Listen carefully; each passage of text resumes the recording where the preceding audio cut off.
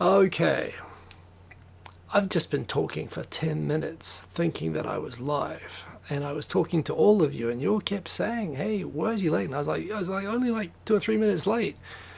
And now it's 10 minutes later, and now I just realized that when I clicked, okay, you know the show. You know that the bugs are, yeah, technical issues are a feature. They're not a bug.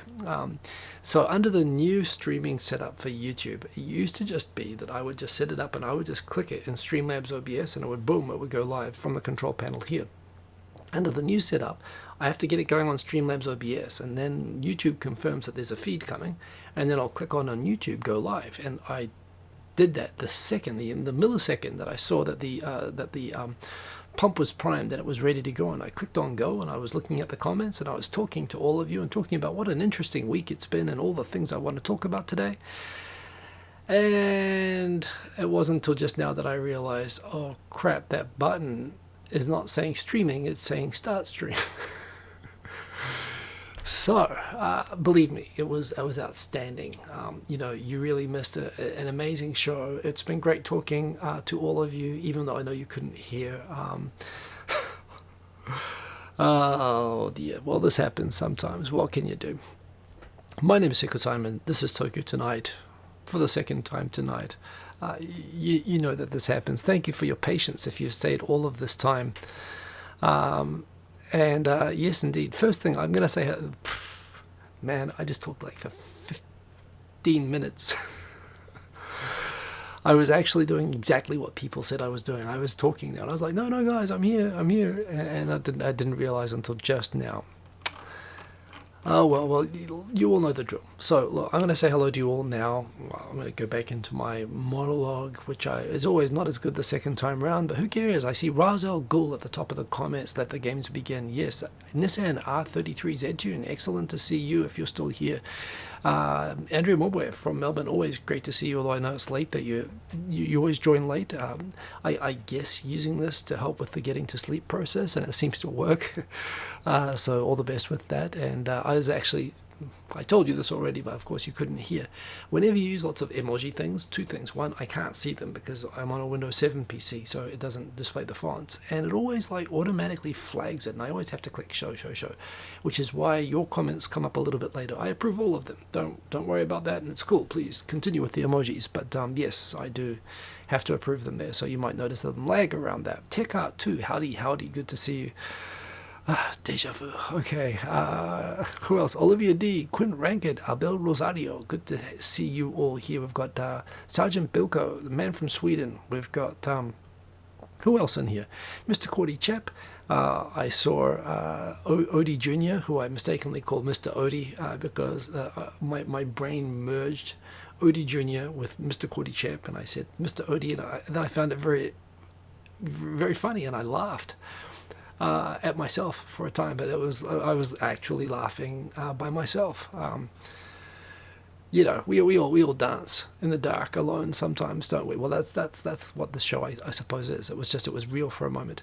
Prematurely boomed. I swear this happens. It always takes a bit of winding up on the second round. But yes, who else do we have in here? We have. I think I saw some comments further down. We've got Andrea, Sergeant Bilko, Quint Ranked, all wondering what's happening to me. Nick F, am I okay? Did I fall down? That's what tipped me off, that something was wrong. I'm like, no, I'm sitting down, look at me, I'm here.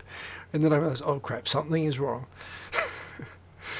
And Steve from Berkeley, good to see you, good to have you here. Tokyo 503, excellent to have you in the comments as always. To YY, who was checking up on me on Twitter. I was like, why are you checking up on me on Twitter? I'm here. Yes, everybody else. Butter, I just said a bunch of things about Butter. I'm not going to talk about the Stalinists again. Better Call Saul. I'm not watching Better Call Saul. I watched 2 episodes of Space Force last night. They were pretty good, and honestly, for the cast and for the subject matter, I would be willing to let it. I've heard that for some people they think it gets worse after a few episodes, and some people liked it all the way through. But I'm going to give it a wide berth. By the way, SpaceX today, so awesome.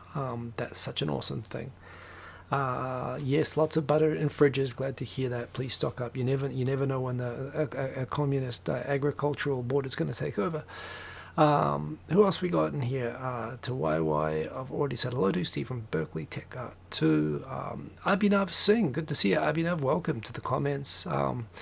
Believe me, this never happens. Never happens. This is very, very unique. We've got Chris Jack, good to see you, Mr. Chris Jack. Sainted Sir, Shubus, good to see you from Panama. Buenos dias, good to have you in the comments.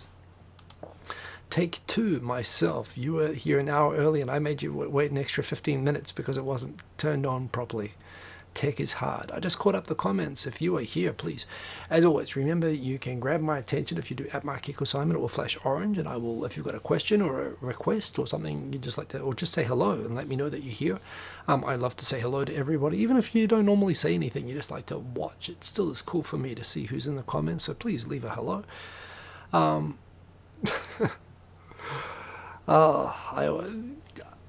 So the situation in Tokyo, COVID-19, maybe the first thing, I did spend 5 serious minutes saying I'm not going to talk about the events in America because everybody's talking about it, and I am from New Zealand. I've lived in Japan for most of my life, and they're far more eloquent and better informed people than myself to talk about the events in America right now, other than the obvious statements that it's messed up that we're in the situation again in terms of how it was instigated. And, I hope everybody over there is staying safe and that there is proper justice and somehow that these things can stop happening over and over and over there. It's depressing to watch. And I hope that if you're coming here looking for what I think about the American, I'm going to talk about certain things that affect the world and Japan from America, but in terms of America's domestic race situation, I hope you're coming here for a respite from that, if anything. I mean, again, maybe taking a respite's part of the problem that people have over there. Maybe this is the time to fix it, but again, that's a tough situation. So I'm not going to go into that. I'm going to be talking about Japan stuff. In terms of Japan stuff and specifically Tokyo stuff, we had this is the first week that we've been out of the state of emergency in Tokyo. We are still going through a 3-step process of gradually reopening, although we're going straight into the second step already next week, and my son is going back to school. Iraq 299, good to see you. We've got and the J-Vlog, good to see you. Did I get your butter tweet? Not yet. I should go and check that out in a moment, but yes. So Tokyo this week, there was a hospital cluster in Kogane which actually drove the numbers, and they got down to like 2 or 3, and then all of a sudden they went up to I think it was nearly 20 at one point this week, and I was like, oh crap, we're heading straight back into the second wave already. Which, by the way, in Tokyo, there's too many people, there's too much interaction. It's inevitable that there's going to be second, third, fourth waves here until there is a way to actually vaccinate or fix this. Which is depressing, but that is what it is. And certainly this week, there's been more people out and about. I'm very fortunate that I can work from home, and I'm going to keep working from home probably for a long time. I'd actually quite like to go back to work. What I'd really like to do, even more than going back to work, is I'm actually looking forward to, which is I can work where I am. But what I'm looking forward to is going back and doing kickboxing again. I don't know, it's going to be probably months before I'll be able to do that. And I would, even if it was open this week, I wouldn't go this week. Little by little, I think the real things that are coming up now is it's getting really hot in Tokyo, and that's going to make things like wearing the masks and distancing and so on, it's just going to add to the unpleasantness. So we'll see how people cope with that. But although we had the spike in this hospital in Kogane with up to 20 people, and we thought this was a second wave, it turns out that when the numbers from that cluster were identified, and they're obviously getting treated now, and the tracing here has been pretty successful. The cluster focused tracing, it's all been human based. The numbers came back down to 5 today. We'll see. It is a weekend, so we'll see if they go back up, and if we really if that was a blip for now, and we have a bit of a longer wait in time to prepare for the next wave, or that's it. But that's what's going on. Last week on the show, I created I was playing around with War and Peace on a hip-hop beat. I actually completely made my own original beat and bass line and everything for it, and I actually mixed something and put it on SoundCloud. It was pretty good. So Andrea Morbo is missing tap dancing classes and choir. Yeah, I could imagine that would be a very similar thing, I guess. Tech Art 2 is asking a question, which, by the way, reminder for you as well, if you want to draw my attention, if you want me to address a question that you have in the comments, put it at Mark Equal Simon on it. If it's not, I'll assume you're discussing it in the comments, and I'll focus on what's in front of me. But I saw Tech Art's comment. So right now, are people from outside the country allowed to enter Japan, or is there a border block? You just got an email stopping student exchanges from one company for all of 2020. There are basically right now immigration is shut down in Japan just like other countries. No, you can't right now. You can't get in. In fact, even if you're a permanent resident right now, you can't get back into the country. You need to be a Japanese citizen right now, and there are no flights anyway. There is already discussion happening in the news today about the countries that they will allow travel from first, and those countries look like being the countries that have more or less,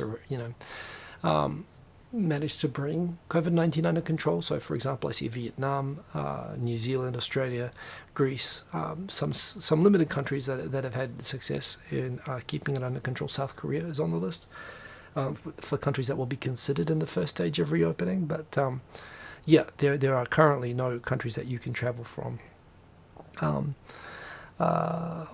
Sergeant Book, I'm glad that you liked it. Well, yeah. So I did the proper edited track, and I thought I did make it quickly. I could have brushed it up a lot more, but I was quite happy with it. It was to prove a concept. I was talking in the Tokyo Digital Crew chat about how I was actually listening while I was jogging to. I was listening to Russian rap music. I've actually got some. I don't understand Russian at all. I have no idea what they're talking about. They could be singing the Mickey Mouse song for all that I know. But there's a thing about Russian that I just like the sound. I think I mentioned this last week, and to prove the point, I just randomly searched for a Russian language video on YouTube, and I found a video clip from an old War and Peace movie in Russian, and I just took out the speech from it. I put it over a beat, and you can sort of hear my point. It's like Brazilian Portuguese. It's got a rhythmic kind of quality to it. That's kind of like compared to English anyway. I think it sounds really, really cool. It particularly works. Well, it depends on who's saying it, of course, but it works with rap music, and I thought that was pretty cool. The theme of the show, No Screams Please. Disneyland and other places, they are reopening roller coasters. I don't really understand the point, really, in a way. I mean, I think you have to wear masks, and they've asked people not to scream on the roller coasters. The idea that, they don't want people, emitting disease, which would brush back at 100 kilometers per hour over all the people sitting behind. I don't really know how that's possible, but I did think that it was a little bit like 2001, I guess now in Japan on roller coasters, no one can hear you scream. Well, if they can, you'll be asked to step off the roller coaster. So that's the end result anyway. Andrew Mobile asks, are the Japanese government providing stimulus packages or assistance to certain sectors similar to those support payments to Aussies? I don't know anything about the support payments to Aussies. In Japan, every person in the country, citizen and not a citizen, every resident is getting, every resident who's entitled to a residency card anyway, if you're a foreigner, is getting a $800 payment. So for my house, for example, 3 people, so we'll get 3 times that. So that's getting sent to everybody, as well as additional care for students who are living, whose parents are on low incomes. So again, it's not for all students, but also there is support for people. There's going to be supports for people who work in the arts and people whose income has been dropped by a certain amount. So there's all sorts of stimulus packages, and in fact the Japanese, it's not in the topics here, but Japan just announced the biggest budget that they've ever had, which, given that Japan has the highest debt to collection ratio, something like the debt in the world, again the debt is all domestically owned, so it's not like Greece, it's not like Germany can come collecting and collapse the country. But Japan already has a pretty high debt ratio, and it's going to increase a lot because of this. But the government here is doing a lot. So, Tokyo Tower has reopened, formerly one of the tallest buildings in Japan, modeled on the Eiffel Tower, which when it was built was the tallest building in the world. One catch, it is a tall, enormous, wonderful symbol of Tokyo in the heart of Tokyo. You'll have to take 150 meters, so 50 stories. If you want to get up to the top, you'll have to walk up the stairs. I do wonder, they found on the Diamond Princess that the places where, when they did an inspection of the ship and found which were the hotspots where the disease was sort of most prevalent, they found it was on the floor around the toilet. They found it was on the remote control, on the phone, and it was on the railings. And I don't know if people, I suppose it's a good way to cut down the numbers by having forcing people to walk up 50 floors up the stairs to get up there. But I do wonder, is anyone going to be cleaning the rails? And honestly, if I was going there, I wouldn't be touching them. Although I suppose somebody, you'd have to be extremely asymptomatic to get up 50 floors via stairs with pneumonia, even a mild form of it. But yeah, that's the deal with Tokyo Tower. By the way, no, I've still never been to Skytree. Skytree is kind of in a ghetto suburb. It's in eastern Tokyo, and I get it. They're trying to lift the economy and the focus out there, and there are less tall buildings around there, so they can get a good radio and broadcast signal around Tokyo. And I think it's like nearly 300 meters. It's a crazy height, the Skytree. But Tokyo Tower is still, it's right in the center of Tokyo. It's a great location, and if you come to Tokyo, seriously, if you had to choose between Skytree and Tokyo Tower, go Tokyo Tower. It's the best. Although, you might want to go there just for a fitness thing right now. Sachifu, what about roller coasters? I don't know what you mean about roller coasters, but yes, Sainted Sir, up and down. If I haven't said hello to you all already, hello to you guys. What else have we got here? Ibaraki. So yeah, as you'll all already be aware, the first thing that most people do when they fly into Japan and they arrive at Tokyo International Airport at Narita is they get off the plane and they look around and they say, where the hell is Tokyo? And the answer is that it's 2 hours away, and you're in the middle of nowhere. And don't expect, if you're going to be getting a stopover. I've had people tell me that they're stopping in Tokyo on a stopover on the way to Europe, and they're going to be in Tokyo for 5 hours. So do you want to meet up?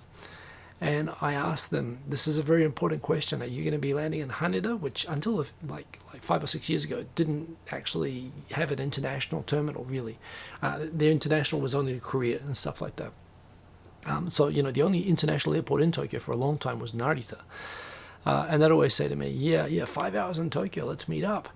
And I was like, yeah, if you're going to be in Narita, I'm afraid we're only going to be able to spend like 30 minutes together. It's not going to work. And I'm sure as hell not going out to Narita, which is, it's a bunch of rice fields up in northern Chiba. If you go a little bit further beyond the rice fields, in fact, I suppose some parts of Ibaraki could technically be, I guess someone could go get a map and check this for me. Is there any part of Ibaraki that's closer to Tokyo Prefecture than Narita is? I suspect there are parts of Ibaraki that are closer. I think if you go to Abiko or Toride or those places up there, you could probably get to Ibaraki closer and faster than you could actually get to Narita. But this is the point.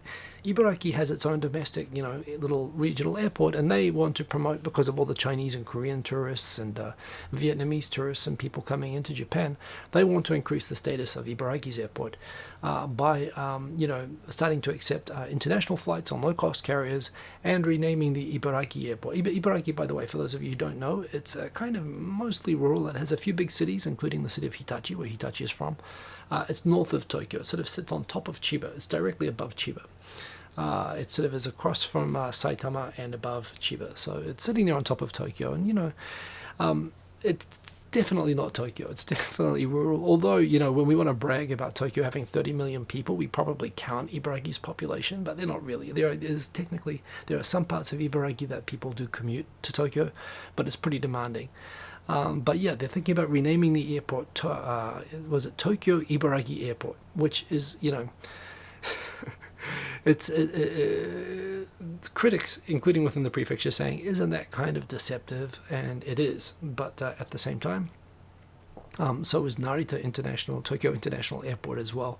So yeah, it's an interesting. It'll be good if we get more airport options. I've kind of mentioned for a long time how the airport, the old Japanese Air Force airport, airfield outside of Tokyo and Fuchu, was taken over and became Yokota Air Base. It was taken, it always was Yokota Air Base. It was taken over by the U.S. military when they were occupying Tokyo, and it still is, I think, the biggest air base that Tokyo has in Japan, or that America has in Japan. But it's technically Tokyo city land, and the U.S. forces are here for their strategic interests, which are mainly best served really from Okinawa, which is right beside Korea, right beside Taiwan, and right beside Philippines and South China Sea. But, they still have their biggest base in Tokyo, and it's great if you're in the US forces, getting assigned to Yokota or Yokosuka, the Navy base there. They're very, very close to Tokyo. They're great places to be. But, there have been people debating for a while. Tokyo's had this shortage of airport space. There was a governor of Tokyo who suggested for a long time that Tokyo should end the lease to the US military, or that the government should arrange that so that they could use it as a civilian airport. I suppose this is a solution for that, but honestly, I would not choose Tokyo Ibaraki Airport. That sounds like a con job. So that was an interesting thing. I think I mentioned this quickly last week. Just to recap, the scandal is kind of blowing up in Korea. It's no reflection on the validity of on the comfort women themselves, or the validity of their claims or whatever, but it does shine a light on a little bit of the domestic politics in Korea, which is really, really wrapped up with the whole comfort women issue. Of course, you'll remember 2 years ago, Japan signed a final resolution of the comfort women deal to pay compensation and give apologies to all the comfort women. That was going to be wrapped up in final with the Korean government. And while some comfort women groups agreed to it, most of the groups that advocate for these comfort women, they gather donations to be able to look after the comfort women, and they hold big rallies on their behalfs. And they pointed out it was that this was done without the consent or approval of the comfort women, and it was outrageous. And many of the people who lead these comfort women support groups are political people. And in fact, one of the leaders of one of these groups actually became a member of the current left-wing government in Korea. Again, the left is very aligned with the anti-Japanese nationalism in Korea. So there was kind of they were able to kill the right-wing government over doing the deal with Japan on this, and the way that they did it, and they went and they sort of renounced and undid the whole deal after it was done. It turns out that politician who was leader of one of these groups who got elected did so embezzling all of the money and donations which was being given for the comfort women. And some of the comfort women themselves said that, look, they see that their issue is being manipulated and used in order, one, to foster hate between the two countries, and used for their political advantage, and they're stealing money from them. Which isn't to say anything about, the intentions of all the people throughout this movement. I'm sure there's a lot of people sincerely there who want to look after and take care of these people, and this was the act of an isolated criminal. But it kind of shows how, right now, of course, it's causing a big fuss over there. And again, it's why we are back in this stalemate, at least before COVID-19, and people stop noticing it. It's why the issue remains unresolvable, because it's not through a lack of Japan's desire to multiple times now, in good faith, try to settle this. There are bad people in Korea who definitely are not the comfort women. There are people taking advantage of the comfort women who are keeping this issue alive for their own profit and political means. Just as there are people in Japan who profit from hatred of Korea, in right-wing groups, and they collect donations and so on as well. There are people who always take advantage in any country of hostility, of racism, of nationalism. It's easy to get people to open their to get votes and to open up their wallets, and this is what's happened. And of course, it's causing a lot of disruption over there. And it's I don't, again, to be clear, I don't think it undermines the validity of the claims of the comfort women. And again, my perspective, I want nothing more than to see some sort of resolution and some sort of improving of relations here. And it's always frustrating that on both sides, but certainly on the Korean side, there seems to be an unwillingness to allow the issue to be settled. Because there's just too much political profit in not allowing it to be settled. And this is where, from where I'm sitting, the Japan side has tried in good faith to settle it multiple times, and it's always been sabotaged by domestic politics. One hope is at least getting some of the more corrupt elements out of this might help that, but it's really too late. I mean, most of them are getting to be so old now that there's probably, the time is probably already out for resolving this, and right now things are not going to go back to normal in any way for the next couple of years. There's another issue with Korea right now as well, which is that the labor war reparations thing, which triggered off this whole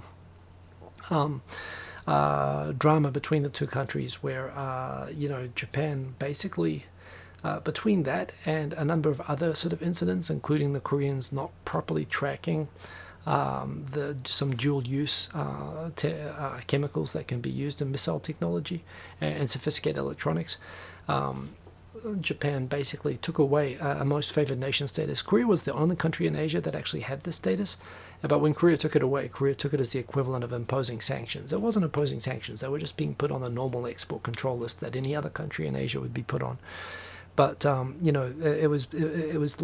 it appeared to be linked to the South Korean government allowing war reparations cases to be done against private Japanese companies, including seizure of their assets.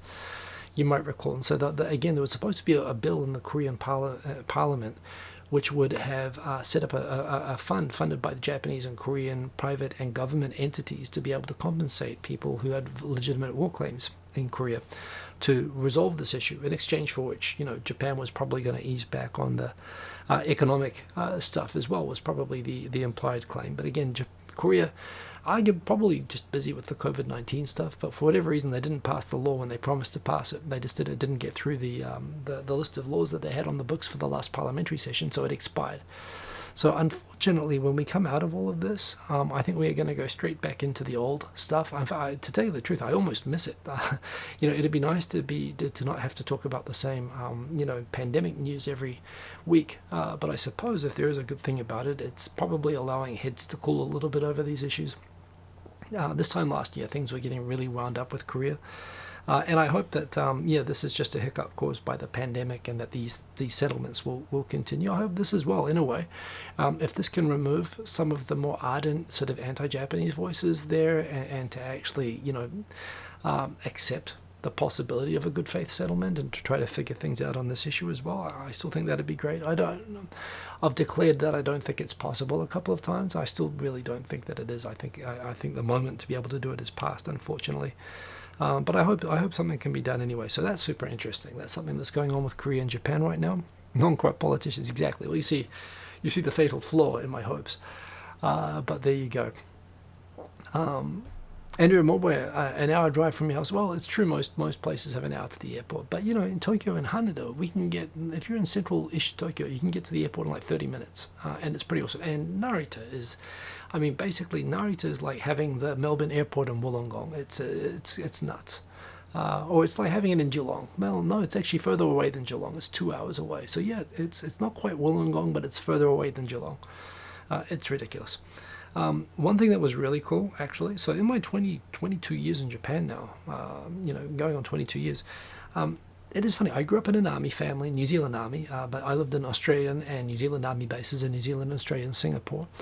And I grew up surrounded by army, and in Singapore they have conscription, so of course you see people in uniforms everywhere in Singapore, and in Australia as well. Particularly if you're in country towns, you do see military, and it's pretty normal for there to be like parades. Even if you're in a city, you'll see parades, you'll see personnel or military equipment. And it's kind of funny. Japan has, I think, is like the fourth biggest military budget in the world, and in terms of personnel and in terms of equipment and stuff like that. Japan has, by all measures, one of the biggest militaries in the world. But you don't see it. You might see it if you're living in a country town near to a Japan Self-Defense Forces base, but they're actually, partly because of the constitutional status being a little bit grey around the self-defense forces. Technically, the constitution bans having a military, so that's why they have to call them the self-defense forces, and they have to jump a whole lot of other hoops to try to justify the constitutionality by saying that they're non-military. There are some definitions of military which are just like about logistics, that they can have independent non-civilian logistics. They can continue to operate in an event away from their own country and away from civilian logistics networks. The Japanese self-defense forces are reliant upon civilian logistics, i.e. if the nation were to collapse into anarchy, the military would not be able to function either. This is a definition of a military, that it can operate independently of where they are. The other thing is that, again, they have this enormous budget that and this is partly political, of course. They buy mostly American hardware when they buy hardware. And just to keep the Americans happy, first they'll spend $30 million on an F-16, then they'll spend like another $20 million on making modifications to the F-16s to make them less effective.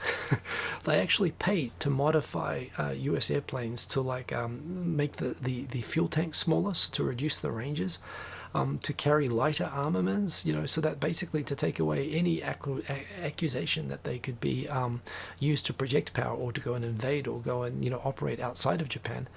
they actually spend all this money not just on buying the most expensive, coolest equipment. They're about to buy a whole bunch of F-35s. They then spend money to like disable the equipment. And again, my dad is an army planner. He points out, it's all kind of clever. It's all kind of a show. They spend all this money to like reduce the capacity of their airplanes, but it's all kind of a show. You can strap on fuel tanks. You can do things to augment or to put back. It's like when they got the Izumo, the largest ship in the Japanese Marine Self-Defense Forces. You look at it, and it looks like an aircraft carrier. It doesn't have the takeoff ramp. There's no cables or anything on it. And they said, oh, no, it's a hospital ship, and it's a helicopter landing thing. It's for helicopters, so they can't project very far.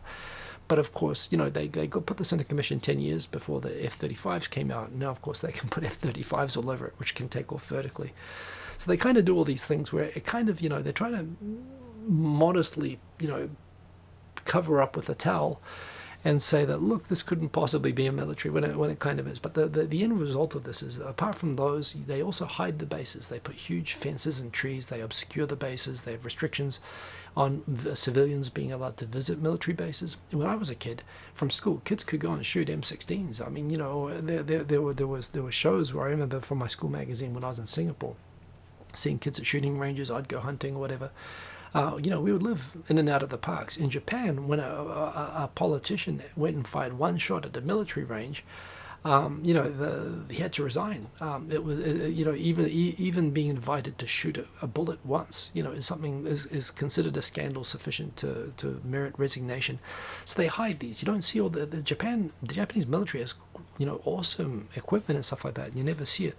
So this week they actually had an air show over Tokyo. It was really basic. I don't know where the idea came from. It looks like it's basically just a copy of what they did in America, where they had these military air shows to thank medical workers. And it was exactly the same idea. I hope it came from the self-defense forces themselves. And actually it was a good bit of PR. I mean, everybody came out. The streets were actually kind of crowded, not good for social distancing, but everyone was wearing masks. And it was kind of awesome, actually. Like for me, I grew up with A4 Skyhawks like flying over my school in Waihuru and landing nearby. And we got to see the Blue Impulse team just flying in formation with these smoke things. Great photo here by Laura McKinnon that she took herself. And these are super cool. They just flew in formation. They flew all over Tokyo, and my son loved it. I loved it myself. I was taking video. It was really cool. And I grew up seeing this kind of thing all the time. And in Tokyo, I've never seen it before. I mean, seeing military jets, seeing any military equipment in Tokyo is just so super rare. I've seen more geisha walking around than I've seen military equipment, including airplanes or cars, which is kind of astounding when I think about, oh, this is unusual. Yeah, that's kind of a thing. So anyway, this was cool, and it was actually I was wondering if the leftists would go a little bit crazy, saying, "Oh, those are unconstitutional planes flying over." There really wasn't much of a backlash against it, apart from a few people suggesting this might be an Abe trick, again because he's interested in normalizing the military for Japan and allowing them to sort of be normal, mentioning them in the Constitution, but. It was good PR. People seemed to appreciate it. It was good fun. Everyone was very excited. So that was pretty cool. Andrea Moboy, have a good night there. Quint Rankid, you hear that Abe is offering companies money to leave China. Well, the Japanese government does subsidize companies that want to offshore or go and manufacture or whatever. And that's what I've heard as well, that they're offering subsidies for companies that want to, for security reasons or whatever other reasons, relocate. Particularly, they're looking at Vietnam. South Korea, no. South Korea doesn't make any sense. The wages there are slightly cheaper than Japan, but not that much cheaper. And right now, I mean, Korea is taking advantage of that. That Korea competes with Japan on manufacturing level with slightly lower wages. That's why everyone, including in Japan now, buys South Korean panels, or Taiwanese screen panels or whatever. So no, when you're looking for more affordable and but well-educated and trained workforces, the mix of political risk and wages right now, the center of gravity in Asia has definitely shifted to Vietnam, and that's where most of them are going from. But Abel Rosario, you get buzzed once at when you're in Hiratsuka. So yeah, if you're living by a base, I guess you would get buzzed all the time. And indeed, people who live near the US bases, There have been lots of lawsuits and so on about the flights down there. But again, short of being actually in Okinawa or beside a big base, we don't get to see these very often. So yeah, that was pretty cool. These are the 3 steps that Tokyo is going through. So we've just gone from step 1 and we are going to step 2 this week. So yeah, interesting going through this. The step 1 is where schools can reopen, and they could have reopened, but they're really not reopening until next week. What else? There are museums, art galleries, libraries, zoos, gardens and whatnot. They could open in the first stage after the state of emergency, which is last week. And they said it would take 2 weeks per stage. But now that I think about it, we're already going into the second stage, and it's only been 1 week. So the second week, there's basically cram schools, movie theaters, sports gyms. And I wonder if this means that my Muay Thai gym can open. It doesn't look like it. It looks like they're asking for gyms that can operate somehow in a socially distanced way. It's kind of the antithesis of kickboxing, to be socially distanced. And I sweat a lot, so believe me, I know that I'd be the worst person there if they were doing that. But yeah, and department stores can open, and they're already reopening. The third stage before full reopening is karaoke parlors, bars, net cafes, pachinko parlors, and so on can reopen in the third stage. And again, if things stay under control, we're a couple of weeks away from that, so it's getting better, but we don't know yet. So there's the announcement there that they're going to move to step 2. A lot of discussion this week about cyberbullying in Japan. The case of Hana Kimura, again, I think I mentioned last week. I didn't watch. I've never seen Terrace House before. I know what it's about. It's like Big Brother or whatever. There's some, the same rumors going around before about how scripted and how staged it is and how authentic it is. But certainly, I've got friends from America, friends from Europe and Oceania who watch Terrace House, and they say it's like their favorite Japanese show. And a lot of people obviously really shocked at the now confirmed suicide of Hana Kimura, the pro wrestler, who was living in the house. There's been a lot of analysis as to, there's been an assumption it was mainly to do with the online bullies and trolls that were targeting her, particularly over particular episodes in the show. Other people have pointed out that, what about the responsibility of the show makers, particularly if they staged the events that triggered the outrage, and that were designed to trigger outrage. That's what these shows live off. They live off outrageous things or drama, right? There's a question about the responsibility of the show creators, and there's also the responsibility of other people in the show who played the role of being the critics who also bullied and picked on the character on the show. It's not really clear, but it looks like in Japan there is already open discussion about laws like what exists in Korea. Which are that in Korea, to have a social media account on any social media platform, the law requires that, just like when you buy a mobile phone, where you have to actually give your details, you actually have to show proof of ID and register who it is and keep a record of who the actual person who has this phone number is, so that if a phone is used in a crime in most countries, even if you get it prepaid, you normally have to show proof of real ID, and that copy has to be kept, so that police know if you use the phone in a crime. They can trace who the actual owner or the person who got the phone was. In Korea, they have similar laws that extend to social media accounts. And this was a big deal when it got rolled out like 10, 15 years ago. Basically, Google just stopped offering Korean dedicated services, and they recommended people create their accounts outside of Korea. I don't know what other social media platforms do, but there's this really strict law which does the same thing in Korea, because they had the same sort of thing. They had such a big online bullying problem that they legislated to take away privacy, basically not to force people to publish their real names online, but to make it searchable. And that has a real stifling effect. But straight away there are lawmakers in Japan who said maybe in light of this case, this is what Japan needs. Maybe we need to de-anonymize the internet and force people to be accountable. Everyone knows straight away, if you've ever seen or dealt with Japanese trolls, they're like private investigators who sort of pride themselves on their ability to figure out the personal information of people. It's like a trophy to call up someone's work and try to get them fired or something like that. There was the case of of an idol who was she murdered or attacked, where online basically trolls were able to figure out from a selfie photo where they saw that it was like very CSI. They figured out from the reflection from the black of her eye, from the pupil of her eye, they could make out something which they could match via Google Earth to a particular train station, through which they were able to track her down and attack her. And again, the point was just proving that they could find it out. So again, I don't know in a country like Japan if you started forcing everybody to put their their real identities in a searchable way, that it would only, in a way, I mean, you're pouring petrol on the fire a little bit. There are people that already go and chase after people as a form of trolling. The whole point is getting personal information. There again, of course, the hope of extra accountability is there. It is always this question about censorship. I know it's also happened with Twitter in the US this week, with the president being censored a number of times, and this thing about, on the one hand, yes, you should be able to, you should actually be required to censor bullying or defamatory or, lies or false information or whatever. But at the same time, particularly once you start legislating, one way or the other, they're both bad sort of choices, right? One way you allow anarchy with no censorship, but then you just get flooded with garbage like has happened, or you allow, or you mandate censorship and filtering and tracking, but then you're going to force people to be so fearful of liability that you won't be able to say anything, and then you'll effectively have censorship that way. Plus, at the end of the day, it's always people making a decision.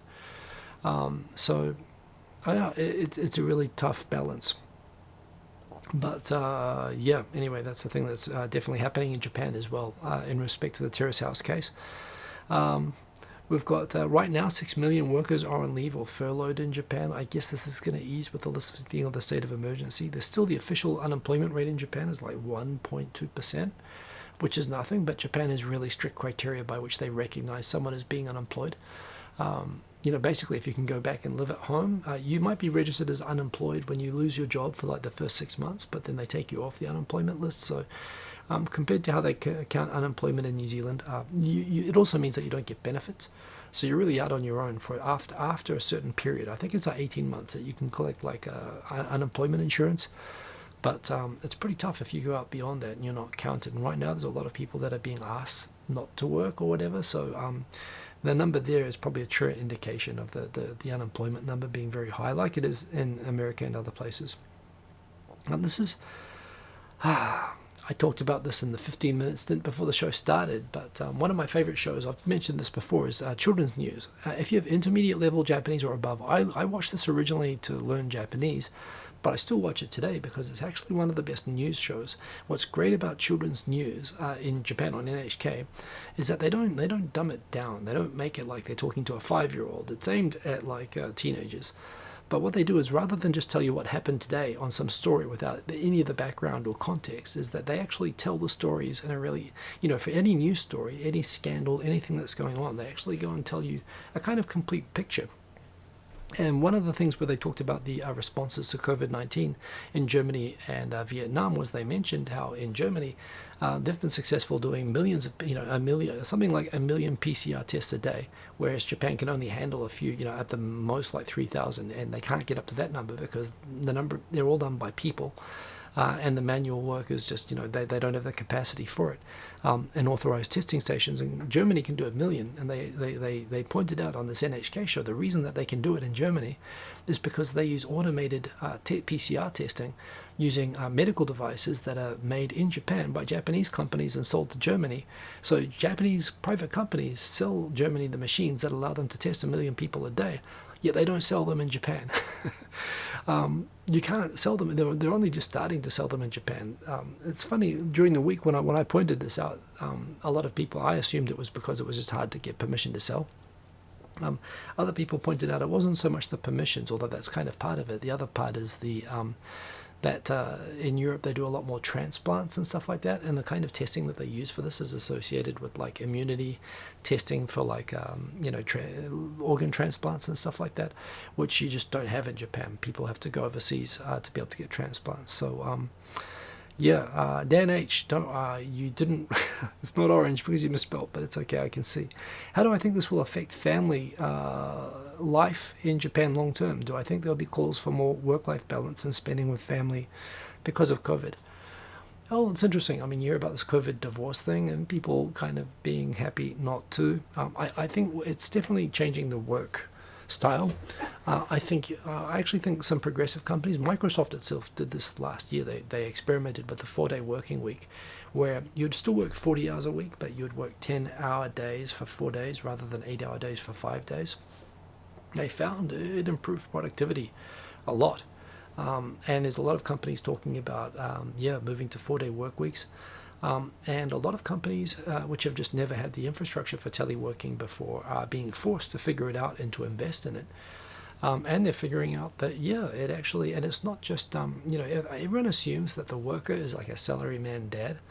They don't realize that nowadays most families can't pay rent unless it's the mother working as well. And, and the assumption that the mum's going to take care of all the family stuff. People are actually realizing that the increased flexibility, that being able to work from home, if there are jobs where you can work from home and be productive, you're actually increasing the number of people that you can hire. You can increase the talent that you can have access to. So, no question. I think it's going to have. I don't think it's so much the direct. Isn't it great being with family? Let's do this for the family. I think it's actually economics that are going to drive it more than anything else. When people find out that people are more productive, you can get them to work those extra 2 or 3 hours that they would be on trains, and they're not as tired. And you can attract talent and retain talent, and that's becoming a thing. So it's definitely changing the way the Japanese people work and think about working, no question. Even though, you talk about conservative attitudes towards work, Japan is the most. But yeah. So Sergeant Bilko, the thing on the picture, these are automated PCR tests that are made in Japan, that are used in Germany, that enable 1 million tests a day that aren't available in Japan. Which is kind of silly. There's talk about making these available or starting to sell them in Japan, but again, it's all everything takes so much time in Japan. So yes. What else have we got here? WHO. This is just stupid and obvious, but I'll say it. I did get people trolling me. I've had people. When I've been critical. When I've mentioned the WHO, I know that there are people in here who disagree with me on this as well. The WHO isn't a health ministry, and they're not responsible. What they do is they gather information, and they take funding from developed countries, and they actually do put people on the ground and respond in developing countries that don't have good health infrastructures to be able to contain pandemics and be able to, prevent. And part of the reason why rich nations invest in the WHO is when you have things like the Ebola outbreak in Central Africa.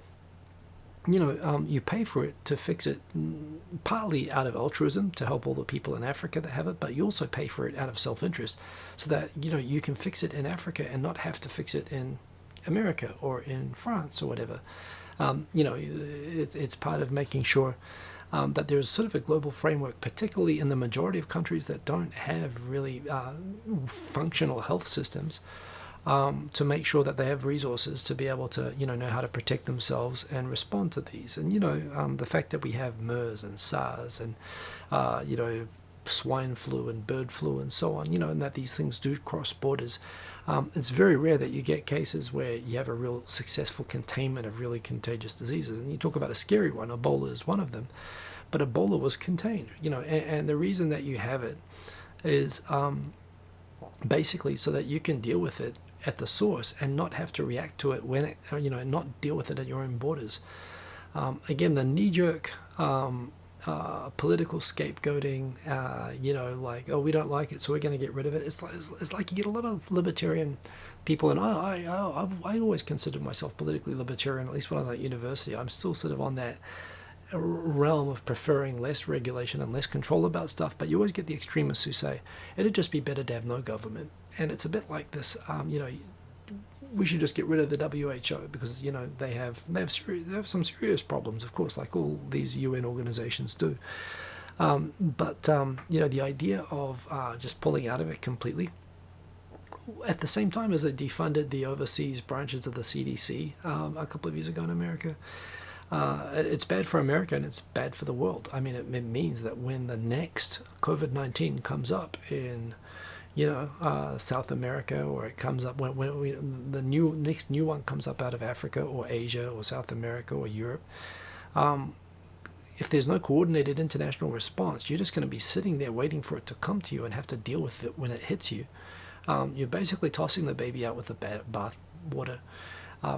And it's just stupid. It's short. It's isolationist, and America over contributes to international organizations. I always think that's a wonderful thing. It's a sign of the greatness of America that it contributes to international security and international institutions the way that it does. But it does it because it reflects both American values and it's part of being a great nation is that you do that sort of thing. You don't have to do it. Americans don't. And look, Americans have always been. They didn't want to get involved in World War I. They didn't want to get involved in World War II. They did it, and it arguably made them great. But Americans are not intuitively empire. It's not an empire-building country. And I get it. It's popular to say, "Hey, let's stop spending money on those corrupt foreigners. We can do it better ourselves. We can take care of ourselves." I understand that most countries are like that. But this kind of populist knee-jerk, hey, we're just going to cut off the World Health Organization. I mean, seriously, if you'd rather deal with Ebola in America than in Africa, then fine, that's a great idea. But it's, it's a knee-jerk and silly response. That's the only thing I'm going to say about America today. The domestic issues right now are terrible, and they're consistent. I mean, throughout American history, we always think that somehow, there's a line of improvement, that somehow we're all more enlightened now than we were in the 60s, and how in the 60s we thought we were more enlightened than we were in the 1920s, and in the 1920s we thought we were more enlightened than in the Civil War or whatever. But people just don't change that easily.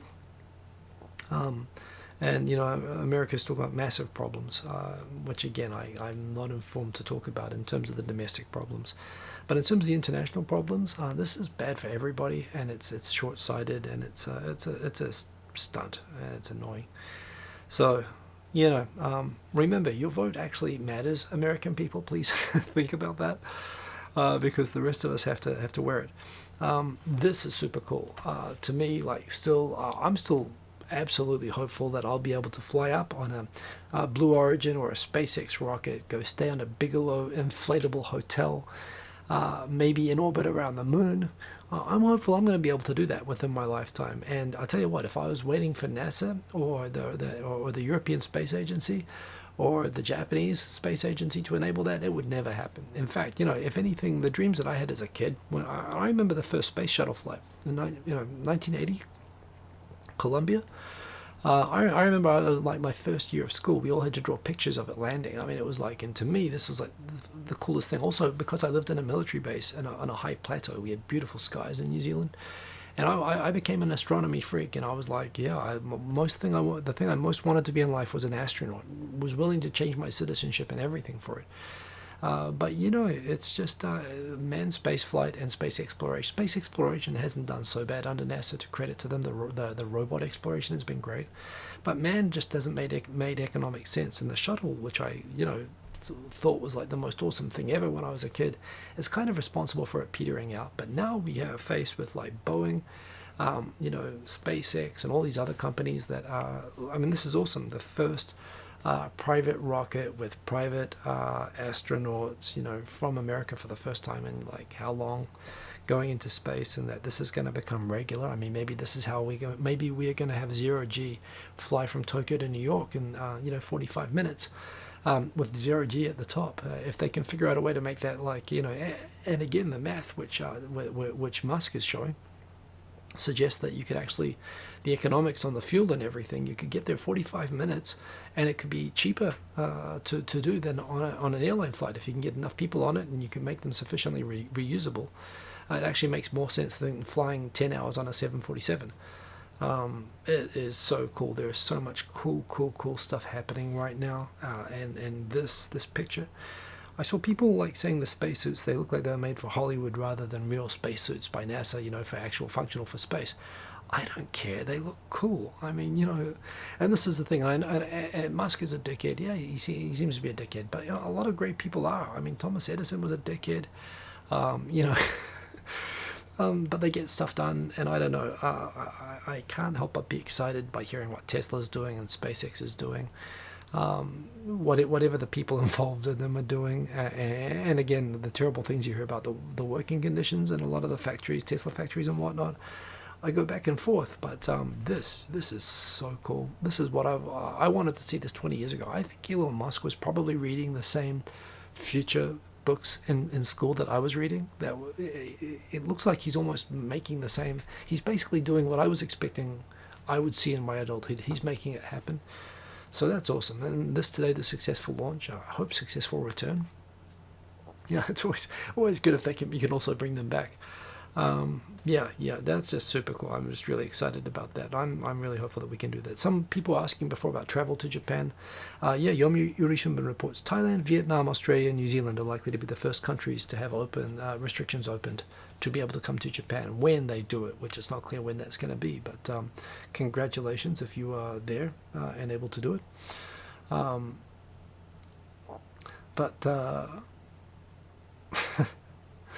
Dan H. I've heard Pakistani friends still have fear over vaccinations because of the fake vaccination drive which caught bin Laden. Well, to be clear about that as well, every country I've heard about in the Middle East as well, the mistrust of vaccinations, particularly brought by Western agencies. But I don't think there was ever any claim that the vaccinations in Pakistan that were used as the cover operation for the bin Laden thing themselves were fake vaccinations. That would be dumb. Like, they were real vaccinations. It was just that they used the vaccination program as a cover for the CIA. So again, while I understand the mistrust element, the idea, and yes, I also agree, it's unconscionable that they actually took advantage of a health initiative like that to be able to do that. I don't think the vaccinations themselves were, I mean, geez, in America, how many people, what percentage of the population now there thinks that all vaccinations are fake and that the COVID-19 vaccination is going to have microchips to track us in it? I mean, people are just going so crazy, and information is so devalued right now. It's depressing. But yeah, that was a thing. Tech Art 2, the worst version of the NH show. No good singles. No. Yeah, that's right. The worst version. Indeed, I can't got no argument with you there. Jeremiah Kettner, good to see you. They look cool because SpaceX made them. Well, exactly. And what's wrong with that, right? I mean, geez, I want to wear one of those suits, and I want to go up in one of those rockets. I wouldn't actually choose based on the spacesuit that you get, but it's the Back to the Future too. If you're going to go into space, might as well go up in a little style, right? So that was awesome. Looks like maybe we'll have some New Zealand, Australia, all the places. I mean, like of those countries. Well, my dad just moved from Thailand to New Zealand. But of all the countries I want to go to, New Zealand, Australia, they'll be first on the list. So that's good, and it's a testament to how well those countries have handled. And finally, Japan, of course, the nation which invented the 4 seasons. But of course, we also have secret seasons. We have Hanami season, we have the new job season, and we have the rainy season. The season that no one likes to talk about. We are going into the miserable 3 to 4 week endless pouring rainy season on June 8th. I don't really mind it actually, because the rain, although it's humid and it's horrible and you get wet obviously, but it keeps the temperatures down. When the rainy season ends, like in like the end of June and July, and it just all of a sudden it becomes like this sauna which just lasts until like end of September, and it's just miserable. It's actually the same climate as Singapore pretty much for the 3 months after it finishes. But yes, we are about to go in this week. This time next week, we should be in the start of rainy season here in Tokyo, which, I mean, it's not cold rain, it's okay, but that is a thing. So look out if you're here, and that's all the topics I have on the show. It's exactly an hour. Again, I had to repeat the first 15 minutes. I would like to play some music, but I've got to get up early tomorrow, and I'm already 15 minutes over, so I won't. However, thank you as always for joining. If you enjoyed the show, please remember to like if you liked it. Not that many, maybe it wasn't that funny tonight. I'm very sorry for the late start. If you're in America, first of all, stay safe, but second of all, let's hope that they can sort this mess out and not repeat the mistakes that have happened in the same circumstances when they've had these things happen before, like where they moved the trial to some place where they're going to get off. And there's a perception that there isn't proper justice in these situations. Let's hope that that's not the outcome of this. And here in Tokyo, continue to stay safe, socially distance, sammitsu, all that stuff, and keep cool till after school. Kaikite ano, as Ollie Olsen used to say. Peace. Boom. dramatically said, but I wasn't ready to end the stream. I had to find where's the button? Shubhas, thank you, everybody. Everybody click the like button. I don't get so wound up if you click the dislike button, but I really prefer it if you click the like button. So thank you for that. Have a good night, everybody, or a good day, or a good morning. See you later. Peace.